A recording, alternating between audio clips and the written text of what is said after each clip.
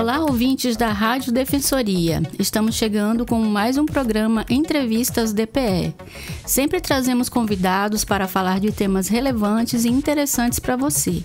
Eu sou Gislaine Teixeira e te convido a ficar aí ligado na nossa programação. Você sabe qual é a diferença entre um trabalhador informal, um autônomo e um MEI? No episódio de hoje, nós vamos conversar com o advogado Ricardo Gomes, que vai esclarecer os principais pontos sobre essas formas de trabalho.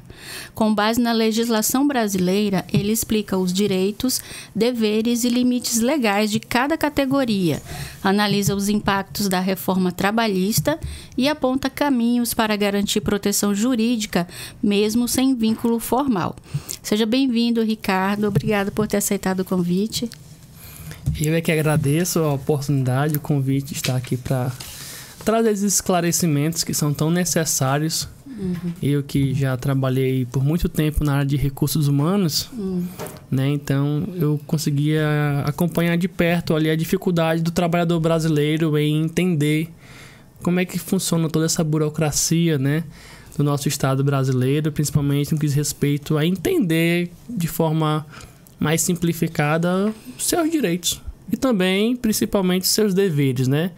Então, é muito importante essa difusão de conhecimento e informação, porque nós precisamos que a sociedade brasileira tenha conhecimento, convicção daquilo que, de fato, ali está sendo disposta para ela, para aceitar, né? Um vínculo empregatício, um trabalho autônomo e por aí vai. Ricardo, qual é a principal diferença jurídica entre um trabalhador informal e um trabalhador autônomo? Vamos lá.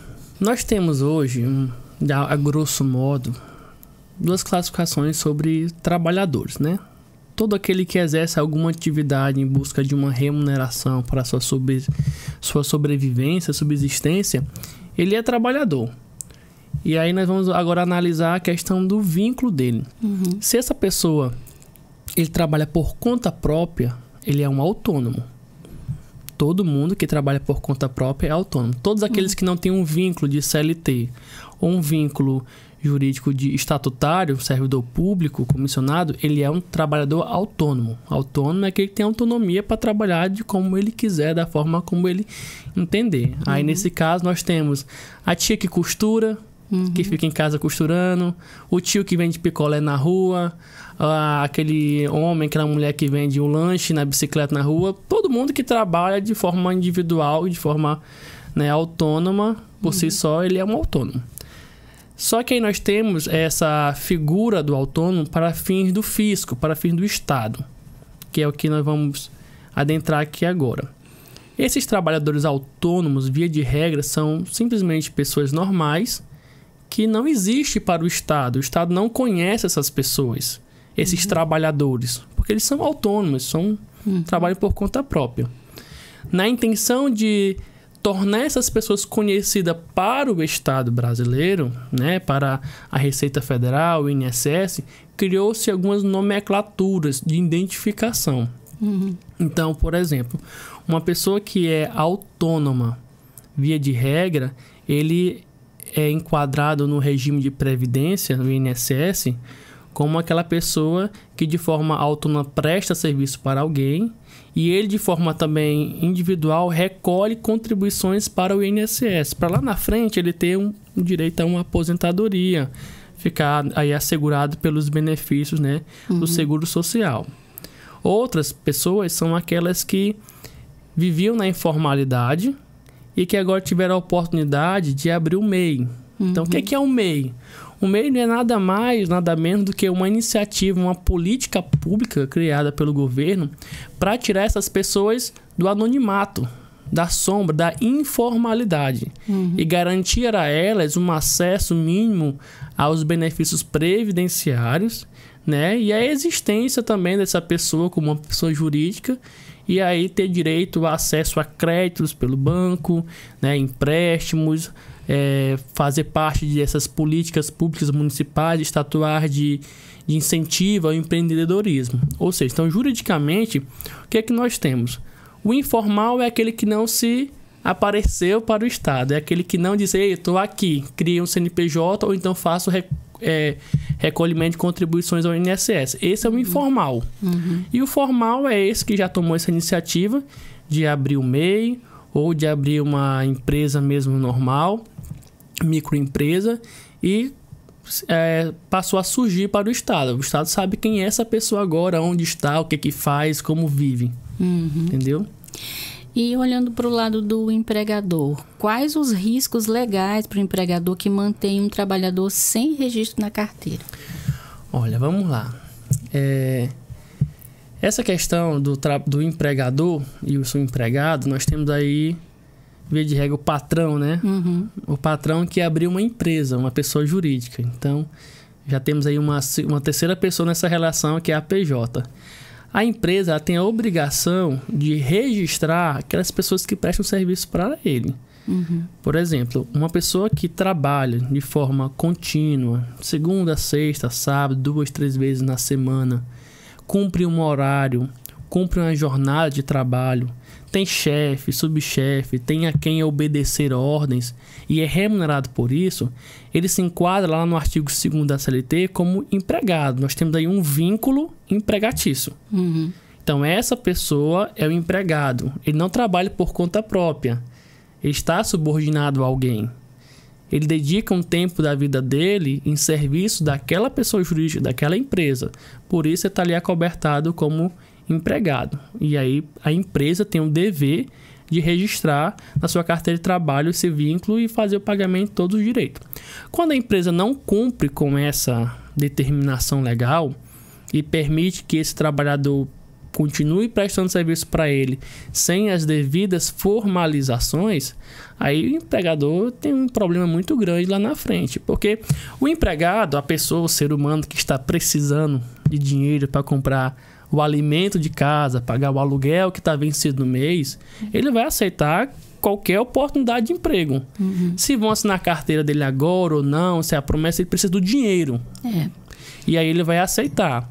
Mas logo em seguida, quando ele começar a perceber que ele está deixando de ganhar dinheiro como relação aos seus direitos, férias, 13º, não tem FGTS, se ficar desempregado não vai ter direito ao seguro-desemprego, ele vai abrir os olhos e vai buscar o quê? A orientação, a ajuda de um profissional do direito, um advogado trabalhista, para ingressar com uma ação na justiça e pedir o reconhecimento desse vínculo empregatício. E aí lá na justiça nós teremos o reconhecimento e esse empregador que passou, 6, 1 ano, 2 anos sem pagar o direito dele, terá que pagar todos agora de uma vez. Retroativo, com juros. Fazer anotação na carteira de trabalho, fazer o recolhimento de FGTS, fazer o recolhimento de INSS, pagar férias, 13º, além de danos morais. Por quê? Porque o empregado, ele é a parte mais fraca da relação. Como eu falei, né? Ele está ali querendo um dinheiro para poder suprir as suas necessidades. Então, no primeiro momento, ele não vai chegar para o patrão dele e vai falar assim, olha, ou você assina a minha carteira aqui agora, ou então eu vou embora. Ele não tem essa opção. Porque ele vai sair sem nada, né? O trabalhador brasileiro não tem essa opção. As pessoas às vezes falam assim, mas ele aceitou na época, né? Ele disse, não, tá tudo bem. Gente, mas ele não tem opção, ele não aceitou simplesmente. Ele pegou a primeira oportunidade, porque hoje, no Estado brasileiro, nós não temos assim nós não estamos passando por aquele processo de ter vaga além da demanda. Então tem pouca vaga de emprego, muita gente desempregada. Então na primeira oportunidade você vai aceitar. E aí o empregador corre esse risco. O risco é muito grande e é 80% de chance de que ele vai sofrer as consequências lá na frente. E aí, por causa disso, às vezes, alguns falam que a Justiça do Trabalho ela é pró-empregado, né? Mas não, gente. São coisas simples. Só faz cumprir a lei, né? São coisas simples, coisas básicas, entendeu? Então, se um investidor, um empresário, ele quer entrar no ramo do empreendedorismo, ser um empresário, ser empresário não é só abrir um CNPJ. Ele tem que analisar todo esse quadro para verificar se ele tem condições de fazer esse investimento, entendeu? Então, voltando para a pergunta principal, as consequências são devastadoras, tá? Porque além do empresário ter que pagar todos esses valores de forma retroativa, além disso vai ter que pagar ali danos morais, vai ter que pagar algumas multas, né? Pelo fato de ter feito esse período sem carteira assinada em atraso, ele vai ter gasto também com um advogado para poder fazer a sua defesa, para poder fazer todo o processo que é necessário. Uhum. E em que situações um trabalhador autônomo pode ser reconhecido como empregado pela Justiça do Trabalho? Olha, isso aí é muito interessante e é a polêmica do momento, né? Nós temos aí a situação da pejotização, que é também a questão da precarização do trabalho. O que acontece? A diferença principal do trabalhador seletista para um autônomo é que o autônomo tem autonomia. Uhum. O autônomo trabalha para si. Ele é seu patrão, ele decide que hora ele trabalha, ele presta o serviço que ele quiser. Então nós estamos tendo aí uma grande problemática. Por quê? Porque tem empresas, tem empresários que têm tentado utilizar de artifícios jurídicos para burlar o contrato de trabalho.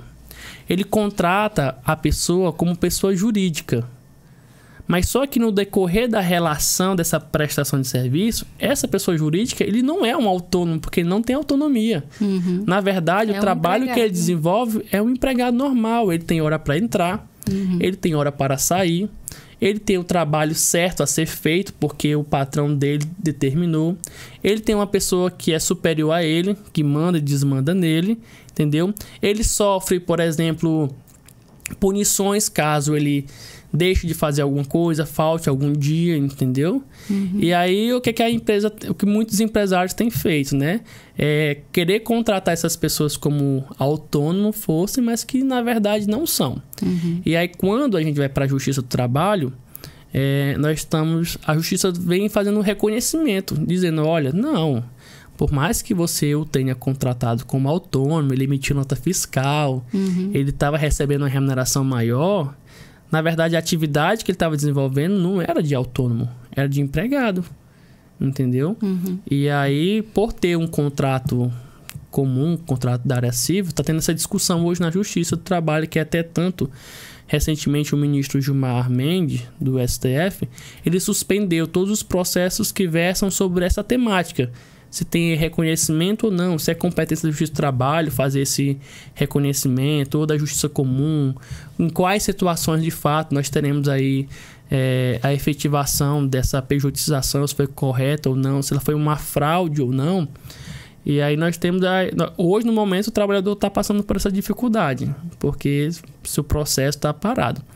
E aí a diferença principal é, o trabalhador autônomo tem autonomia. O trabalhador empregado seletista não tem essa autonomia. Uhum. Então, essa é a discussão principal e eu acredito que precisa ser de forma bem clara essa relação. Tá? O autônomo é aquela pessoa que chega e te presta um serviço, por exemplo, um pintor. Uhum. Ele vem e presta um serviço de pintura, ele acerta com você valores, acerta com você o horário que ele pode estar aqui fazendo o serviço, e é um serviço temporário. Ele vem, ele traz a sua equipe, ele tem o seu material de trabalho, entendeu? Ele não tem nenhuma relação com a empresa, com aquela pessoa que está ali tomando aquele serviço. Ele simplesmente vai lá, faz aquilo que ele foi pago para fazer, terminou, recebe pagamento, vá-se embora. Entendeu? E aí nós temos a principal que o autônomo ele vai emitir uma nota fiscal. Uma nota fiscal para aquele que tomou o serviço. Porque aquela pessoa que tomou o serviço, a empresa, ela tem que lançar essa informação na sua folha de pagamento, porque a empresa é responsável para reter os 11% de INSS desse autônomo.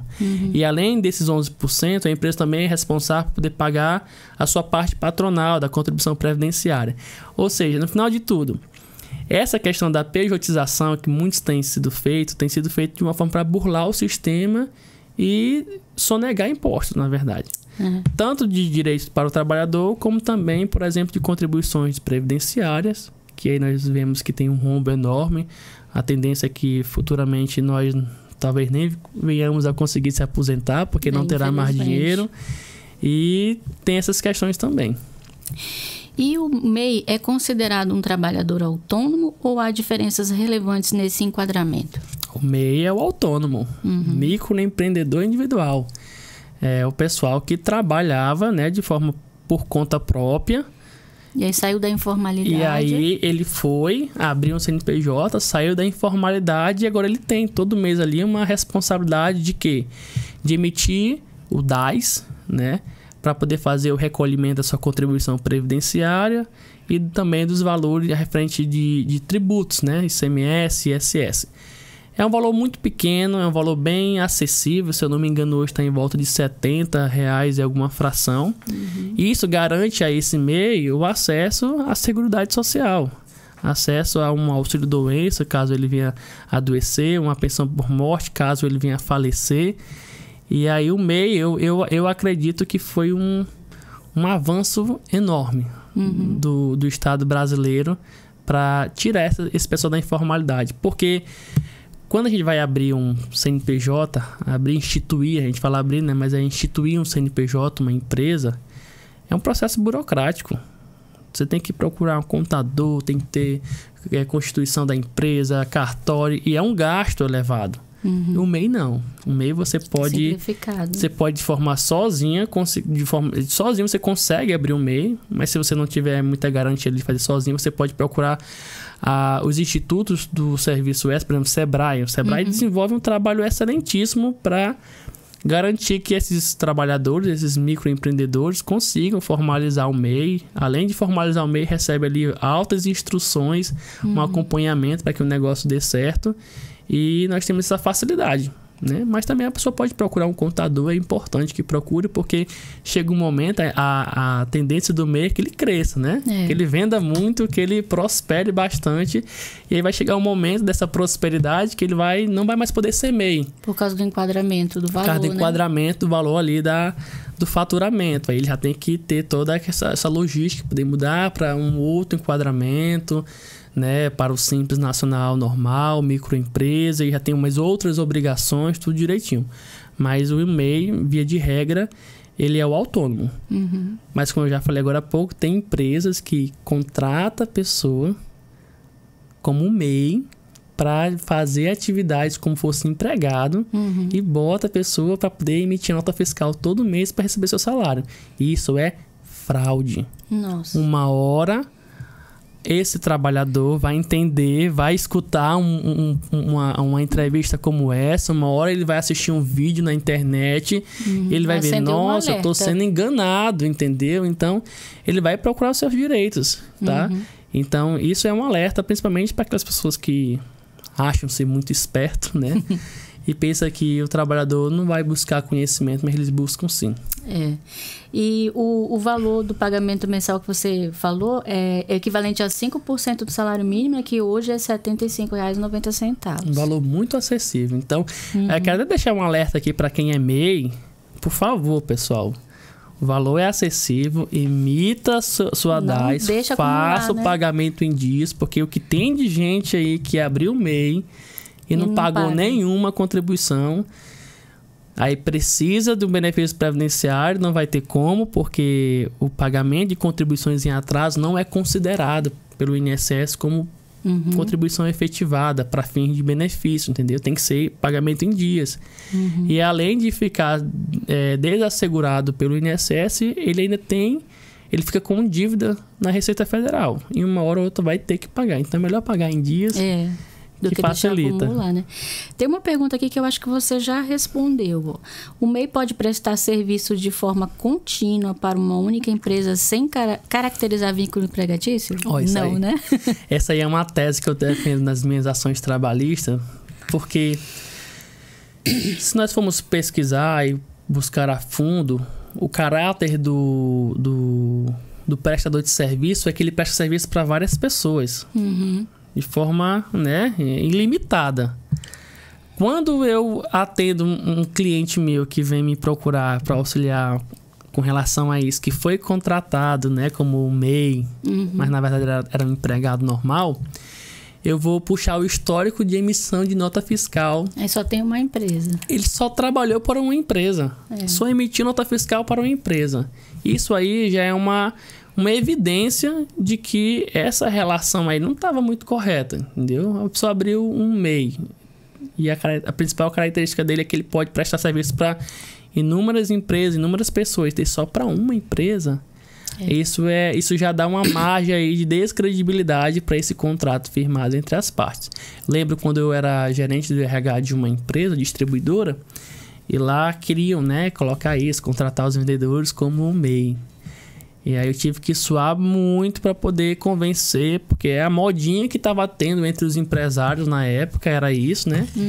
Eu tive que ser bem duro, até mesmo correr risco de perder meu emprego para dar esse esclarecimento pro meu patrão na época, pro empresário, né? E acabar evitando o processo para ele depois, né? Aí eu falei assim, nós podemos até fazer isso, mas eu vou exigir que esses vendedores também emitam nota fiscal, prestem serviço para outras empresas.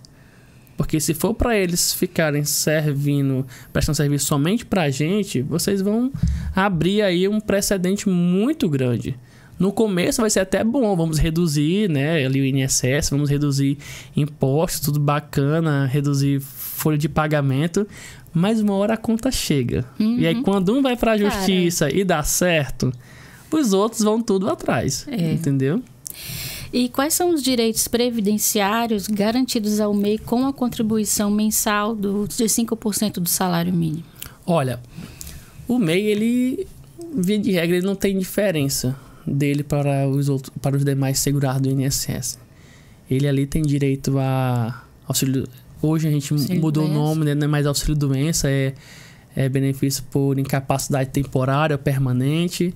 Mas é o que mais conhecido pelas pessoas. Auxílio-doença, aposentadoria por invalidez, a aposentadoria por idade. Salário-maternidade. Salário-maternidade. Esse é um ponto... Olha, eu vou aproveitar isso aqui, que nós temos que repassar para as mulheres mãezinhas desse Roraima maravilhoso.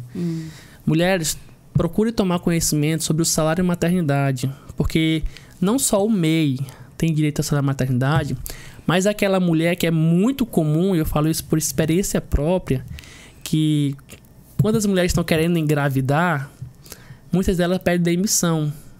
Saem da empresa porque logo em seguida elas querem engravidar e elas não querem passar por aquele transtorno que muitas vezes é ficar grávida, ter uma gravidez de risco e ter que continuar trabalhando.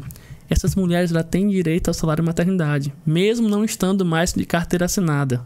Olha. Sabe por quê? Nós temos na Previdência Social um instituto chamado período de graça. O INSS, gente, é um seguro normal, como qualquer outro. Que muitos dos benefícios tem que preencher uma carência, um tempo mínimo de contribuição para ter acesso àquele benefício. E muitas vezes, você mesmo sem contribuir, ainda continua assegurado. Por exemplo, se você parou de contribuir hoje para o INSS, pelos próximos 2 meses... você tem direito a todos os benefícios previdenciários. Salário-maternidade, auxílio-doença, aposentadoria por invalidez, pensão por morte, tudo. Se essa pessoa, depois que ela deixou de contribuir, ela recebeu o seguro-desemprego, ou seja, se ela foi demitida sem justa causa, recebeu o seguro-desemprego, esse período aumenta para 24 meses. Olha só. E se essa pessoa já tiver mais de 10 anos de contribuição, ou seja, mais de 120 contribuições, 10 anos, esse período de graça aumenta para 3 anos. Ou seja, nesse espaço de 3 anos, a pessoa ainda tem acesso a todos os benefícios previdenciários. Da mesma situação é o MEI. O MEI, ele, durante o período que ele está ali contribuindo, ele é segurado no INSS e tem direito a todos os benefícios. As mulheres que têm MEI podem ir atrás, que vocês vão conseguir o salário-maternidade. Para MEI são 4 parcelas no valor de um salário mínimo, que está chegando a 6 mil e pouquinho. É um valor muito bom para quem está nesse início de maternidade. Minha filhinha está com 6 meses agora e eu sei o gasto que a gente tem e como esse valor é bem-vindo. E quais cuidados um profissional liberal deve tomar para manter sua atuação dentro da legalidade? Olha, primeiro, nós temos, voltando aqui para o MEI, nem toda profissão, nem toda a área de trabalho pode ser enquadrada como MEI. Por exemplo, nós temos aí algumas áreas que são regulamentadas, principalmente por meio de conselhos regionais, medicina, enfermagem, engenharia, dentista, né? Advogado. Essas pessoas não podem ser MEI. Entendeu? Porque essas profissões deles não são profissões informais. São profissões formais, formalizadas, regulamentadas, entendeu? O MEI é para aquela pessoa que são profissões informais. A pessoa inventou de vender brigadeiro na rua. Uma vendedora. Pronto. O que você vender, você é vendedora. E aí você faz o MEI. E aí o que eles precisam observar é que, como MEI, tem um faturamento anual estabelecido. Que passar disso tem que ter esse cuidado. Mas esse faturamento nem sempre é contabilizado. Geralmente são aqueles faturamentos que você emite nota fiscal, que vai ser contado para fins desse limite, desse teto. Se eu não me engano, está 81 mil reais. 81 mil reais por ano, né? Que dá, eu acho que 4 mil e pouquinho por mês. Para as pessoas, trabalhadores autônomos formais, precisam procurar a ajuda de um contador. Um contador para poder abrir o CNPJ, para poder fazer as declarações anuais necessárias, para fazer a emissão dos tributos necessários. Por exemplo, agora nesse período de imposto de renda, muitos desses profissionais, como enfermeiros, psicólogos, médicos, dentistas, ficam correndo da sala para a cozinha, porque no decorrer do ano passado prestaram serviço para muitas pessoas, não tiveram cuidado de emitir a nota fiscal no momento para poder repassar para o cliente. Quando chega agora, o cliente quer essas notas fiscais. E aí vai ter que ter todo aquele trabalho de verificar quais foram as consultas, os serviços prestados, para poder entrar em contato com o contador, para poder emitir nota fiscal, poder repassar para ele. Isso gera um transtorno muito grande. E uma descredibilização também daquele profissional em relação àquele cliente, né? Então, quem não é MEI, fique atento às suas contribuições mensais. Quem não é MEI... Quem é MEI, as suas contribuições mensais. Quem não é MEI, esteja em dia com seu contador para poder ter ali a assessoria necessária de emissão de nota, envio das declarações necessárias, a depender do enquadramento dessa empresa, se é do simples, se é do lucro real, do lucro presumido. Cada uma delas tem uma burocracia enorme a ser cumprida, declarações a serem entregues para a Receita Federal. E se isso não for entregue, não for feito, você fica lá e paga multa, fica com inadimplência na Receita Federal, fica impedido de conseguir um crédito no banco, fica impedido de participar de uma licitação. E tudo isso requer atenção do profissional. Sim. E existe alguma vantagem jurídica relevante entre ser MEI e ser autônomo contribuinte individual? Ser MEI é o começo da sua vida como empresário. A gente começa de baixinho, de pouquinho, pequenininho. Então, você vai ser MEI. A vantagem é você passa a existir para o mundo financeiro, você passa a existir para o fisco, você passa a ter a oportunidade de participar de projetos, programas municipais. Por exemplo, aqui em Boa Vista nós temos... A prefeitura fornece crédito para alguns microempreendedores, né? E aí você consegue ali ter um nome, patentear sua marca, patentear os seus produtos. Posteriormente, você vai mudar para a microempresa, que já é um faturamento maior. E como microempresa, você vai ser ali um empresário. E aí, nesse caso do empresário, eu preciso trazer um destaque aqui importante. Ouvinte, entenda, você que é empresário. Você abrir uma pessoa jurídica. É uma pessoa diferente de você. É uma outra pessoa na relação. O primeiro conselho é: você precisa separar o que é pessoa jurídica do que é pessoa física. E segundo, você como empresário, como sócio empresário, você precisa contribuir para o INSS para ter direito aos benefícios previdenciários. Que é o autônomo. Então, o dono de uma empresa, ele é um autônomo.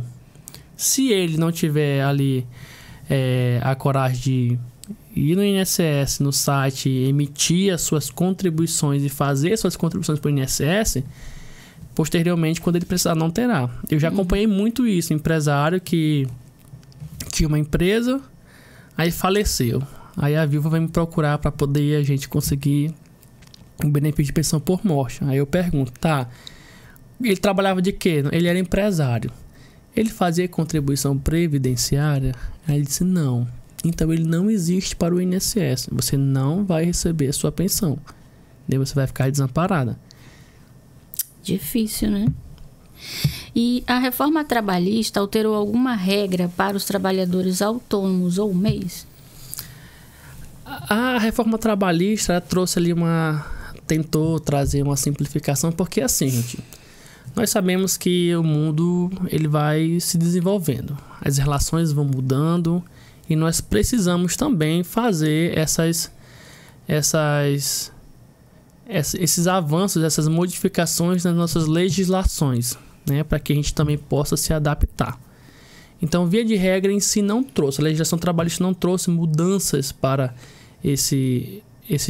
essa categoria, né? Mas sim ela trouxe algumas formas de contratação, como nós temos ali o intermitente, nós tivemos ali mais algumas regras de responsabilidade, por exemplo, por parte do empregado quando vai ajuizar uma ação, porque nós tínhamos aí pessoas que faziam da justiça do trabalho um ambiente de aventura, cobrava coisas que eram exorbitantes, que não tinha nada a ver, e ia naquela ideia, né? Não, se der certo, deu.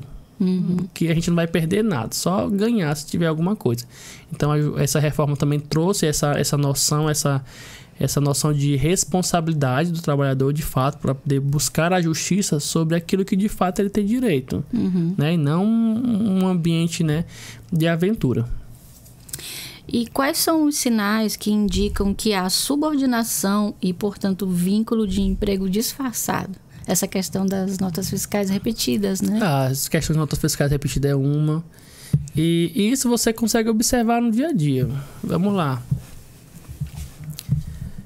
Você trabalha para uma pessoa só. Você é supervisionado. Eu tenho um caso agora aqui muito recente e muito comum, é de vendedor. O vendedor é um dos mais afetados por essa tentativa aí de fraude ao contrato de trabalho. Por quê? Porque eles abrem um MEI, ou um CNPJ, né, representante comercial, que eles são chamados. E eles começam a ganhar por comissão.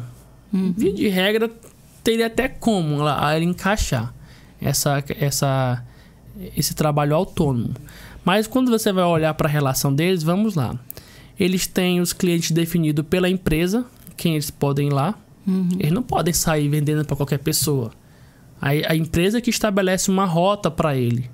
Sim. Então, nós já temos aí uma questão de subordinação. Ele não tem autonomia para vender para quem ele quiser. Ele vai vender para quem a empresa estabelece. Ele tem um supervisor, uma pessoa que fica cobrando ele. Olha, nós temos que bater a meta. Olha, nós temos que alcançar um número tal. Temos que melhorar a venda de produto tal. Então, isso aí já é uma subordinação. Ele já está vinculado. E que ele tem que cumprir muitas das vezes essa rota. Tem que ir toda semana lá, pelo menos uma vez por mês no cliente. E aí nós vamos fazer aqui uma distinção entre vendedor e representante comercial. O representante comercial, ele é uma atividade regulamentada. Nós temos conselho. Eles têm que abrir uma microempresa. E o representante comercial é aquele que não em si gera a venda, mas representa um produto, geralmente da indústria, da fábrica, né? E o vendedor não, é aquele que vai lá, fica oferecendo produto, tentando vender para a pessoa. Ele vai ganhar um valor sobre aquela comissão que ele fizer. Tem alguém para poder supervisionar. O representante comercial não. O representante comercial, ele faz o tanto que ele quiser por mês, entendeu? Ele tem as suas próprias metas, seu objetivo de valor a receber por mês, né? E o vendedor não. Então aí nós temos uma diferença bem simples de um vendedor que é contratado como pessoa jurídica, como autônomo, mas que na verdade não é autônomo, porque ele está subordinado. Ele tem um supervisor, ele tem dia e hora para poder apresentar-se nos clientes, ele não tem autonomia sobre a rota, sobre quem ele quer vender, e aí nós já verificamos a possibilidade de um vínculo empregatício. A informalidade pode prejudicar o trabalhador em caso de acidente ou doença? Totalmente, totalmente. O que nós temos aí de gente, de trabalhador que trabalha sem carteira assinada e que no trajeto de casa para o trabalho, pro trabalho de casa, sofre um acidente de trânsito e por causa disso, de não ter aquele vínculo reconhecido da empresa, ele vai no INSS, não tem direito a um auxílio-doença, um auxílio-acidente. A empresa também não vai querer pagar os meses que essa pessoa está ali, né, em tratamento. Então, nesse caso, o que nós temos? a ação judicial de urgência para reconhecer esse vínculo e para posteriormente, com o reconhecimento desse vínculo, pleitear o benefício previdenciário que a pessoa tem direito, tá? Para ele poder se sentir ali amparado nesse período tão difícil. Então, são muitos prejuízos que o trabalhador tem. Deixa de receber um seguro-desemprego quando é demitido. Deixa de receber férias. 13º. Ah, Ricardo, mas meu patrão me paga férias e 13º também por fora, né? Como ele paga o salário todos os meses. Mas lembre-se, meu querido, depois lá na frente, no momento, isso é maravilhoso. É um dinheiro que está caindo na sua conta. Mas se você adoecer, você não tem direito aos benefícios previdenciários. E o pior, se você morrer, a sua esposa vai ficar sem a pensão por morte, seus filhos vão ficar ali desassistidos. Então, tudo isso a gente tem que pensar.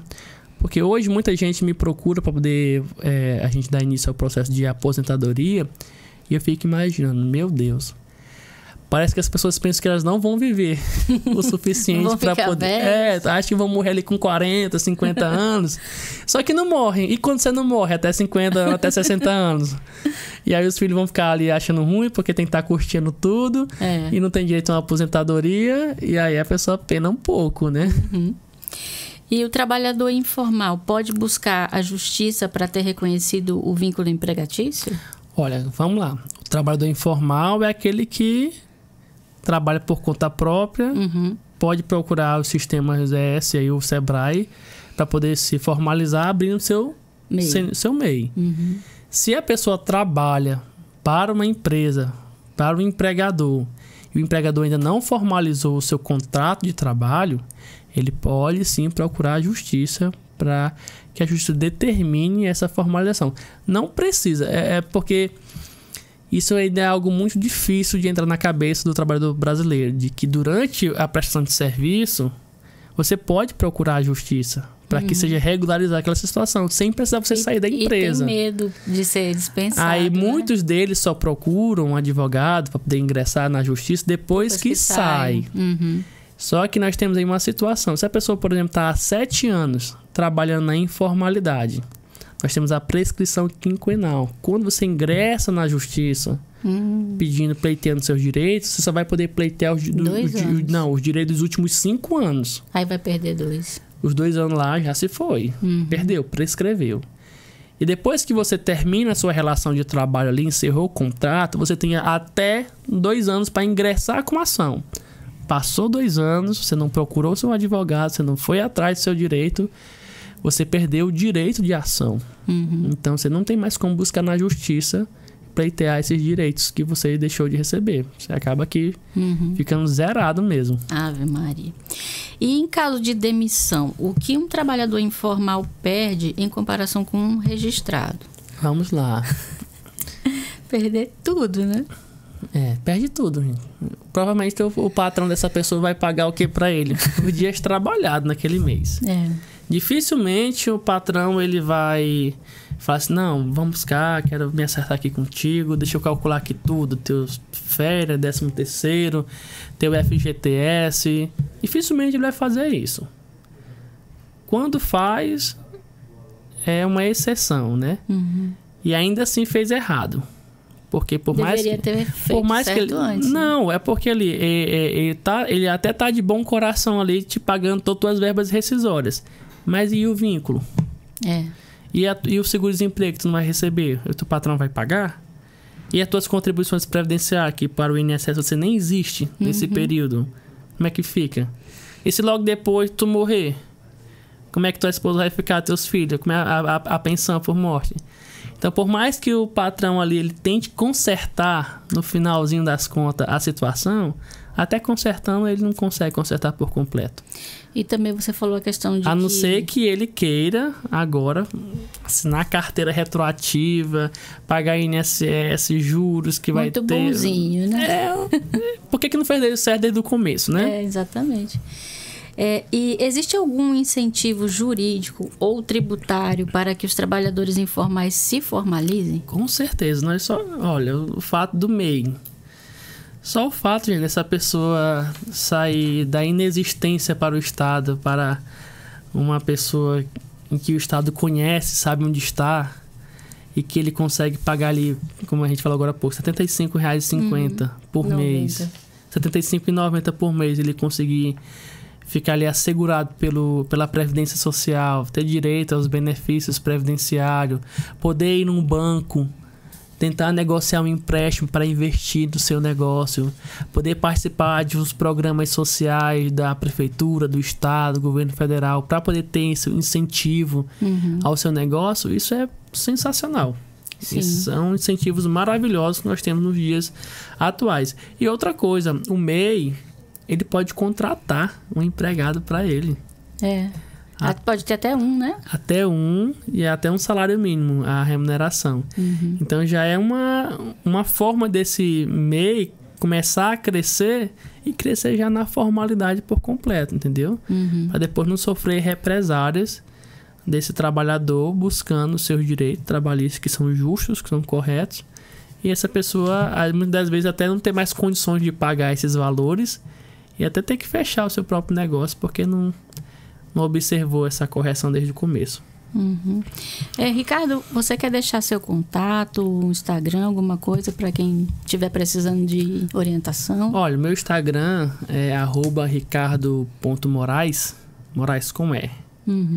Né? E o telefone para contato é o 95 981 23 5854.